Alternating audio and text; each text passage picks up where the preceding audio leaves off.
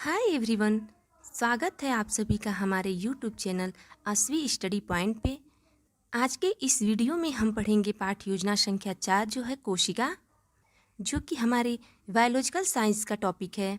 Video शुरू करने से पहले अगर आप चैनल पे नए हैं तो हमारे चैनल को ज़रूर सब्सक्राइब कर दें और वीडियो को लाइक और शेयर कर दें ताकि और लोगों को भी इस वीडियो का हेल्प मिल सके। तो चलिए गाइज, अब हम स्टार्ट करते हैं हमारी पाठ योजना जो है कोशिका। तो सबसे पहले हम लिखेंगे पाठ योजना नंबर। जो हमारी पाठ योजना संख्या है वो है आज की पाठ योजना संख्या 4। उसके बाद हम लिखेंगे अपना नाम, फिर अपने विद्यालय का नाम। उसके बाद एक कॉलम बनाते हैं जिसमें दिनांक, कक्षा, विषय, कालांश एवं समयावधि लिखते हैं। उसके बाद हमारा होता है नेक्स्ट प्रकरण। आज का हमारा प्रकरण है कोशिका। फिर हम सामान्य उद्देश्य लिखते हैं।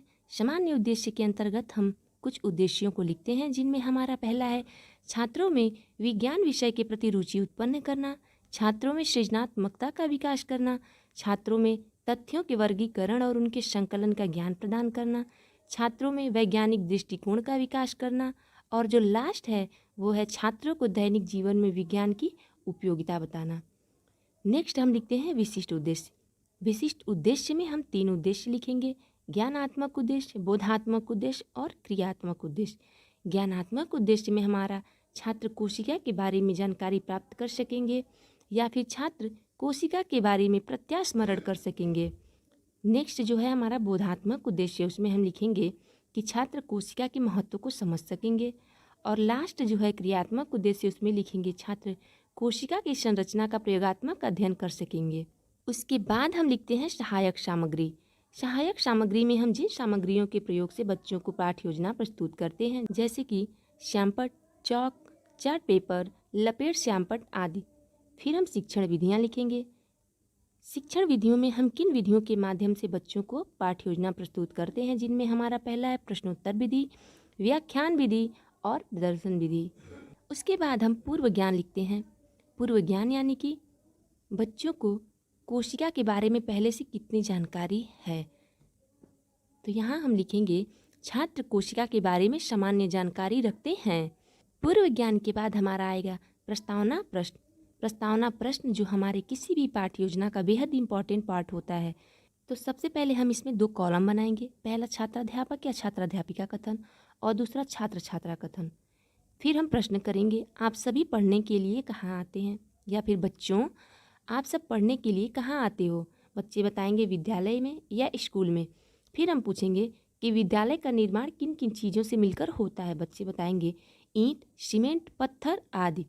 फिर पूछेंगे, हमारा क्वेश्चन होगा इसी प्रकार हमारे शरीर का निर्माण किससे होता है। बच्चे बताएंगे कि कोशिका से। तो हमारा जो नेक्स्ट क्वेश्चन होगा वो होगा कोशिका के बारे में आप क्या जानते हैं। वहाँ बच्चे मौन हो जाएंगे, समस्यात्मक हो जाएगा। प्रस्तावना के प्रश्न करने से पहले हमें कुछ चीज़ों का जानना बेहद इंपॉर्टेंट होता है, जैसे कि प्रस्तावना के प्रश्न बच्चे के पूर्व ज्ञान से संबंधित हो, बच्चे के पाठ से संबंधित हो, और प्रस्तावना के प्रश्न में जो सबसे इम्पॉर्टेंट चीज़ होती है कि प्रश्नों में तारतम्यता होनी चाहिए। जैसे कि प्रश्न जो है हमारे जिगजैग के फॉर्म में होने चाहिए। हमने कोई प्रश्न किया तो जो बच्चा जवाब दिया उसी जवाब से ही हम दूसरा क्वेश्चन करेंगे, और फिर यहाँ जो बच्चा जवाब दिया उसी जवाब से ही हम फिर दूसरा क्वेश्चन करेंगे, फिर बच्चा जो जवाब दिया उसी जवाब से ही हम फिर तीसरा क्वेश्चन करेंगे। ऐसे ही फॉर्म में प्रस्तावना के प्रश्न बनाए जाते हैं। फिर हम करेंगे उद्देश्य कथन। उद्देश्य कथन में हमारा होगा, बच्चों आज हम लोग विज्ञान विषय के अंतर्गत कोशिका के बारे में विस्तृत अध्ययन करेंगे। उद्देश्य कथन के बाद अब हम प्रस्तुतिकरण देंगे। प्रस्तुतिकरण में भी हम 4 कॉलम बनाएंगे। पहला शिक्षण बिंदु के लिए, दूसरा छात्राध्यापिका या छात्राध्यापक कथन के लिए, तीसरा छात्र छात्रा कथन और चौथा श्यामपट्ट कार्य के लिए। इसमें हम पहले विकासात्मक प्रश्न करते हैं, जिसमें हमारा पहला प्रश्न है हमारे शरीर का निर्माण किससे होता है। बच्चे बताएंगे कि कोशिका से। फिर हम पूछेंगे कोशिका के बारे में आप क्या जानते हैं। वहाँ बच्चे चुप हो जाएंगे, समस्यात्मक क्वेश्चन है। फिर हम शिक्षण बिंदु नंबर 1 डाल के लिखेंगे कोशिका। उसके बाद ही हम उसका स्पष्टीकरण देंगे।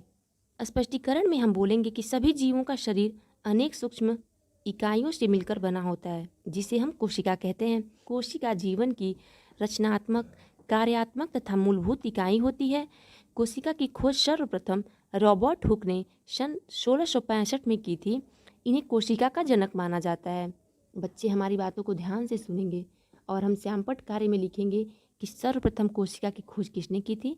रॉबर्ट हुक ने 1665 में। और वो जिस कोशिका की खोज की थी उन्होंने, वो कोशिका मृत कोशिका थी। ठीक है, और कोशिका के जो जनक है वो हैं रॉबर्ट हुक। उसके बाद हम पुनः बोलेंगे कि कोशिका का जो है अंग्रेजी शब्द सेल लैटिन भाषा के सेल्यूला शब्द से लिया गया है, जिसका अर्थ होता है एक छोटा सा कमरा। कोशिका का विधिवत अध्ययन कोशिका विज्ञान या साइटोलॉजी कहलाता है। कोशिका की जब विस्तृत अध्ययन कोशिका की जाती है तो उसे हम साइटोलॉजी कहते हैं। और श्यामपट्ट कार्य में भी यहाँ हमने लिखा हुआ है कि कोशिका के अध्ययन को क्या कहते हैं। अब एक शिक्षण बिंदु हमारा समाप्त हो चुका है, तो हम उससे बोधात्मक प्रश्न करेंगे बच्चों से कि बच्चों को कितना समझ में आ गया। बोधात्मक प्रश्न में हमारा पहला प्रश्न है, कोशिका की खोज किसने की थी? बच्चे बताएंगे रॉबर्ट हुक ने। फिर हम पूछेंगे कि कोशिका का अध्ययन क्या कहलाता है? बच्चे बताएंगे कि कोशिका का अध्ययन कोशिका विज्ञान या साइटोलॉजी कहलाता है। अब हम सेकेंड शिक्षण बिंदु स्टार्ट करने जा रहे हैं। सेकेंड शिक्षण बिंदु स्टार्ट करने से पहले हम विकासात्मक प्रश्न करेंगे, जिसमें हमारा पहला प्रश्न है, मानव शरीर की सबसे छोटी क्रियात्मक और रचनात्मक इकाई क्या कहलाती है? बच्चे बताएंगे कि कोशिका कहलाती है। फिर हम पूछेंगे कि कोशिका कितने प्रकार की होती है? बच्चे वहाँ चुप हो जाएंगे, समस्यात्मक है क्वेश्चन। तब हम दूसरा शिक्षण बिंदु लिखेंगे कोशिका के प्रकार और उसका स्पष्टीकरण देंगे बच्चों को। स्पष्टीकरण में कोशिका दो प्रकार की होती है, पहला प्रोकैरियोटिक कोशिका और दूसरा यूकैरियोटिक कोशिका। प्रोकैरियोटिक कोशिका में हम बच्चों को बताएंगे ऐसी कोशिकाएं जो अविकसित होती हैं, जो डेवलप नहीं हुई होती हैं, जिनमें कोई स्पष्ट रूप से केंद्रक नहीं होता है, उन्हें हम प्रोकैरियोटिक कोशिका कहते हैं, जैसे कि विषाणु और जीवाणु। सेकेंड है हमारा यूकैरियोटिक कोशिका। इसमें हम बताएंगे कि ऐसी कोशिकाएं जो विकसित होती हैं, जो डेवलप हो चुकी होती हैं, जिनमें संगठित केंद्रक पाया जाता है, जिनमें न्यूक्लियस भी डेवलप होता है, उन्हें हम यूकैरियोटिक कोशिका कहते हैं। उदाहरण में फंगस, पेड़ पौधे और जीव जंतु। श्यामपट्ट कार्य में हम कोशिका के प्रकार लिखेंगे कि कोशिका कितने प्रकार की होती है। कोशिका दो प्रकार की होती है, पहला प्रोकैरियोटिक और दूसरा यूकैरियोटिक। फिर हम पुनः बोधात्मक प्रश्न करेंगे शिक्षण बिंदु से। पहला हमारा प्रश्न है, कोशिका कितने प्रकार की होती है? बच्चे बताएंगे दो प्रकार की। तो दूसरा है हमारा क्वेश्चन, प्रोकैरियोटिक कोशिका का उदाहरण बताइए। बच्चे बताएंगे विषाणु और जीवाणु, वायरस और बैक्टीरिया। चलिए अब हम तीसरा शिक्षण बिंदु स्टार्ट करते हैं। और तीसरा शिक्षण बिंदु स्टार्ट करने से पहले हम विकासात्मक प्रश्न करते हैं। मानव शरीर कितनी कोशिकाओं से बना है? बच्चे बताएंगे अनगिनत। ऐसे जीव जो एक या एक से अधिक कोशिका से बने होते हैं क्या कहलाते हैं? वहाँ बच्चे फिर चुप हो जाएंगे।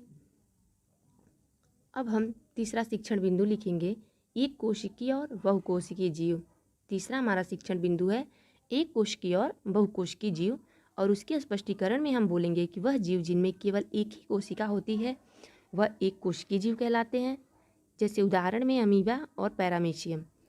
और वह जीव जिनमें एक से अधिक कोशिकाएं होती हैं या फिर वह ऐसे जीव जो एक से अधिक कोशिकाओं से मिलकर बने होते हैं वह बहुकोशिकीय जीव कहलाते हैं, जैसे कि पेड़ पौधे, जीव जंतु आदि। बच्चे आपकी बातों को ध्यान से सुनेंगे।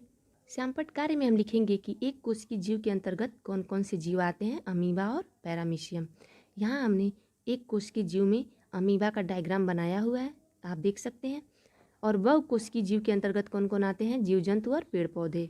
ठीक है, फिर हम इसमें से बोधात्मक प्रश्न करते हैं। बोधात्मक प्रश्न में हमारा पहला प्रश्न है, एक कोशिकीय जीव का उदाहरण बताइए। बच्चे बताएंगे जीवाणु और अमीबा। दूसरा है, एक से अधिक कोशिका से बने जीव क्या कहलाते हैं? बच्चे बताएंगे कि एक से अधिक जो कोशिकाएं मिलकर जब किसी जीव का निर्माण करती है तो वो बहुकोशिकीय जीव कहलाते हैं। तीनों शिक्षण बिंदु समाप्त होने के बाद हम लिखते हैं मूल्यांकन प्रश्न या पुनरावृत्ति प्रश्न, जिसमें हमारा पहला प्रश्न है, कोशिका की खोज किसने की? दूसरा, कोशिका कितने प्रकार की होती है? और तीसरा, कोशिका को परिभाषित कीजिए।